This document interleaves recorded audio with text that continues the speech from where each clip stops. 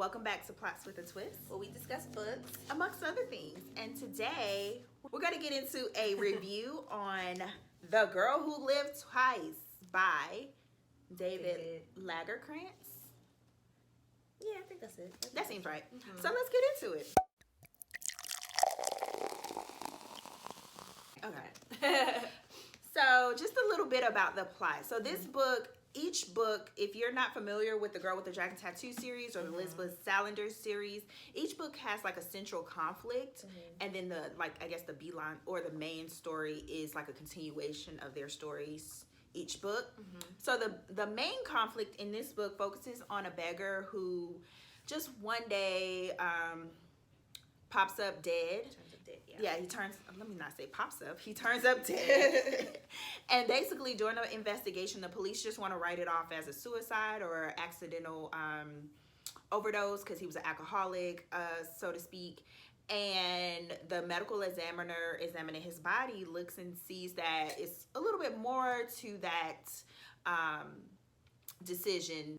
She believes that he was murdered and not just natural causes or just died. So it goes into her finding on the beggar's body the number to the journalist in the main story, Michael Blumkis, and her getting in contact with him, sending him all the information on the beggar, and there ensues a whole lengthy story on finding out who this is, why he died, what connection he has to these powerful political players, and so on and so forth.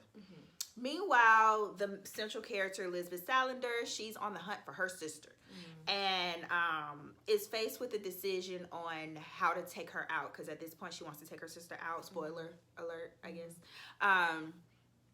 And is conflicted with that, but doesn't understand why she's conflicted. So it just goes into basically her just getting to the deepest throes of what she understands about her sister and what is making her stall on her decision to just take her out. Kill her. So that's pretty much it. Yes, that's the plot in a nutshell. Do you want to give your initial thoughts on it? Because I know you had a little gripe here and there. Let's get to the positives. You go. So the positives for me, I love a good Elizabeth Salander novel. I love these stories. For me, I like that it kind of kept the same momentum as far as like how in all the books, it seems like one like mystery or one thing unfolds into another, and it just keeps on going to another mystery, or why did this happen, and usually all comes back to Elizabeth and her family and the I forgot how you say it, the MC gang that her father was involved in, which if you've read the other books, you kind of know about that whole plot story. And Michael Blumkis, he's always at the center because he's a journalist, he's an investigative journalist, and he like is always there. His magazine, the Millennium, I think it's called, they always get like they want to get the scoop on the stories, and they're usually, he has the upper hand because he usually gets the first scoop because he be dead in the middle of all the drama. So because of Elizabeth and his connection with her, so I like that it kind of kept that going. I do like some of the new characters they introduced, which I don't think they'll be in like the next ones, but they were just essential to the minister and his wife. Oh, okay. Forcell, he's one of the characters in here. Look at you knowing their names. And I know, because I literally just finished reading it like yesterday. So yeah, that part. Yeah, that's what I liked about it. I just like the plot after plot after plot. Like, oh, this happened, this happened, this happened because of this and this and that. So I like that about the story, if that makes sense. Ooh. And I just want to say, I do like in the beginning, since like this has been going on a long time, it gives you like, well, you can't see it, but in the beginning, it gives you like a breakdown of all the characters. So like, if you forgot who anybody was that they mentioned, it tells you like in the beginning of the story. I don't know if they just started doing this or it was in the last one. Okay, because I don't remember. But yeah, it tells you like who everybody is, because it's kind of like Game of Thrones, where like it's so many characters or so many like different like main characters that you kind of gotta like keep track. So I like that they did that.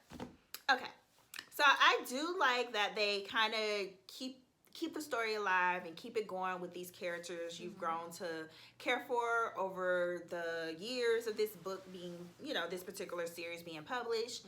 So I do like that. I do like that they try to switch it up, and or I feel like, of course, Sieg Larson, you can't really say where he was going to go with it, but his was like rooted in one central theme, and that was, you know, Lisbeth Salander and her whole family and her whole backstory. But I do like that he's bringing up different conflicts in each book to make it still interesting. Yeah, I do like that he's doing his own take and just creating these things that's going to draw each character. And yeah, that's all you like. I'm gonna say that because I did enjoy the overall story, but we'll get into some of the negatives. Okay. What did you not like? I didn't like how it dragged towards the end. I feel like at a certain point it was like, okay, we get it. This man is, without spoiling it, well, kind of spoiler alert, whatever. It was like, okay, we get it. Like, this man was an undercover operative, and now he's working with this man, and his wife doesn't know this. And, okay, Camilla is involved in this, and she has it. But it just, like, kept going. And I didn't like this. I didn't like how it kept going back and forth. Just kept going back. It was like scene for scene. I hated that, so... Yeah, it's some books that like you have two different storylines going on, and you split the chapters between the two, but at a certain point it starts to reach, you know, it reaches the apex. Yeah. So, and he never did that. Like he never kept it separate. Yeah. So yeah, but it was still like involved in like the same story, but it was just too much. Right. So okay, I'm not gonna say it was extremely like, I'm not gonna just drag this book because I did like still enjoy it. Overall, but I will say that it did drag. It dragged a lot. Like I think of it like, since it's set in like, you know, the mountains and stuff in certain scenes, like how they have like a layer of ice, and if you know, the ice is frozen pretty thick, you can't see under there, but you chip away, you know, and then the closer you get, you can see.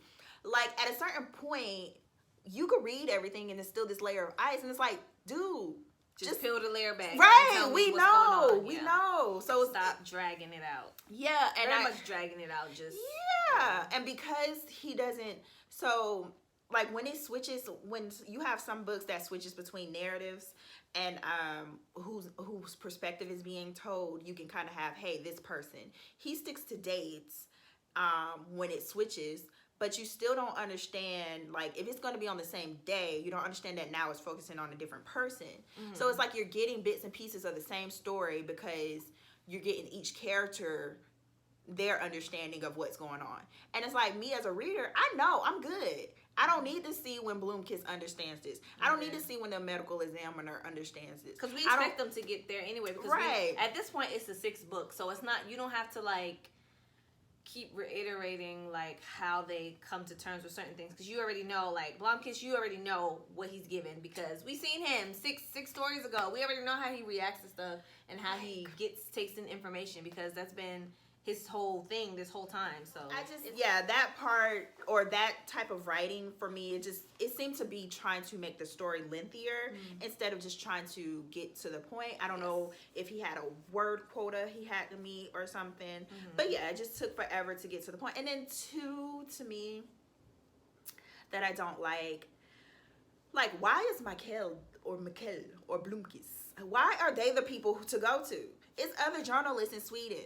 But it's not in this world. He's the only one. It's just, to me, again, I get it because that's the world and that's the series, that's the book, these are the characters you focus on, but it seems like the conflict is getting more and more kind of a reach to pull these people in, if that makes sense.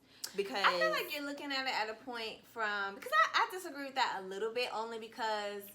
it is there. It's like, who else they gonna pull in? Then it's not an Elizabeth Salander story. I get that. And which I guess you're trying to say, like, the conflict is like too concentrated. I feel like the way they try to relate it to, because the way in which it was related to Camilla, it really wasn't. Like, it really like the Sherpa and everything didn't really have nothing to do with Elizabeth and her sister, even though they were connected in some way, like the minister or whatever. But it really, I do understand that. And that's why I feel like it was annoying how they kept going scene for scene, because they weren't really related, but they, you know, it was still one story in the same, so they had to keep going back. So yeah, that was a little annoying. But even if it was the Sherpa, I feel like instead of, because he had his number in his pocket, that started this whole trajectory of things.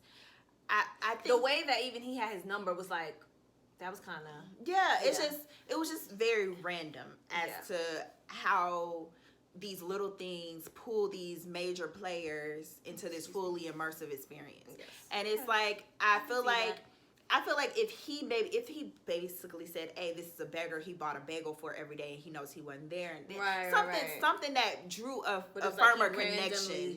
Right. Yeah, I just feel like at this point, the series to end. If he's gonna continue to do that, yes. Yeah. If he's gonna make it seem like, hey, it's a dime on the floor, and this person across the country is the only person that could pick up this dime, like it's so insignificant. The reasons to connect these central conflicts to these people. If he's gonna continue to do that, yes, he can stop.